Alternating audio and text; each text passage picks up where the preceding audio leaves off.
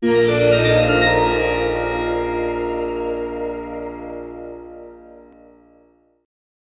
prefer to use this ribbon along here just because it tends to be visible throughout navigating in the system. So it's a generally visible, whereas these are going to stop being visible down here. So I'll go to setup, I'll go to users, and you can look up users that may be in the system, but often we found that because these were new assessments, we had to create everyone. I'll just show you really briefly. If you needed to look up users in a very generalized way, you could do the right of the search bar and just show all results, and it'll queue up everything it can show you. Every now and then you're at a site where you can't find someone, or someone says my credentials don't work. The quickest way to check that for them, if you know you entered them, is to go, once you've searched or before you even search, to go into your organization down here and then change the account status. Their account's probably been deleted or disabled.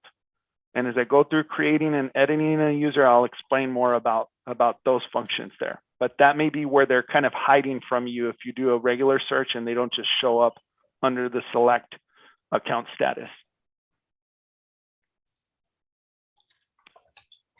Some people like to use the select tasks and then pick one. Some people like to select a specific task. I highly recommend, whenever you're going to go to tasks, setting up users or students, do start all tasks.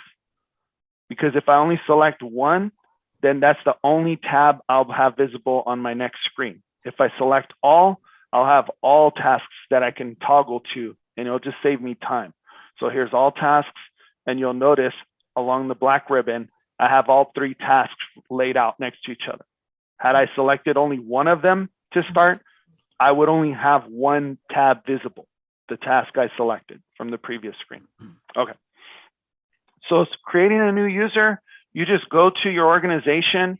I'm just really arbitrarily choosing. I'm not creating an actual account here, but obviously you choose your organization. Yours should be really streamlined. It shouldn't be a long district-wide list. It should be your organization that your account was configured to.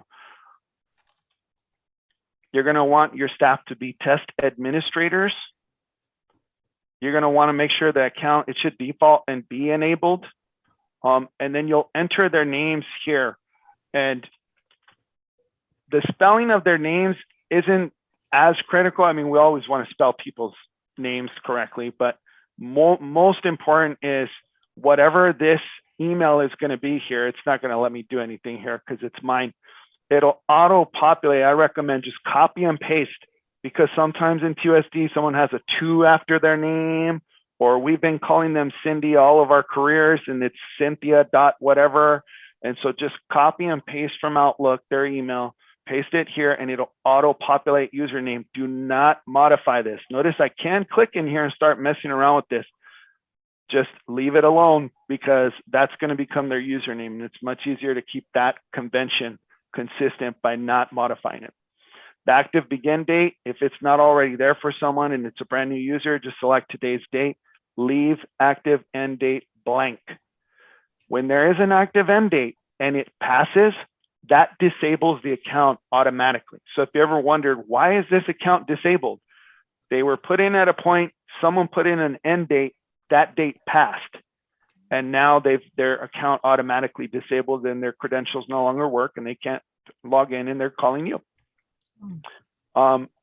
You're not able to put in a delete date here. This delete dates happen with delete functions, and I'll show you where that's at eventually soon too. Now, once I go to create, it's probably going to give me something about this user's already in place and they have an account. There's already something associated with that. I don't necessarily want to mess up my account while I'm in it, so I'm not going to trip anything like that. But once I create, a few things might happen. If they're brand new, you'll get a green, you did it, created successfully, you're all good. If they're in the system for some other reason, somewhere else, another assessment, any of those kinds of scenarios, you may get a red alert that says there's been changes made to this account to update it based on what you just did here. You edited it. And occasionally you'll get something that lets you know that you're not authorized to make any changes to that account. It exists. When that happens, you are to email John and let him know their identifying information so that he can make the proper modifications at his level or report if necessary to get that resolved.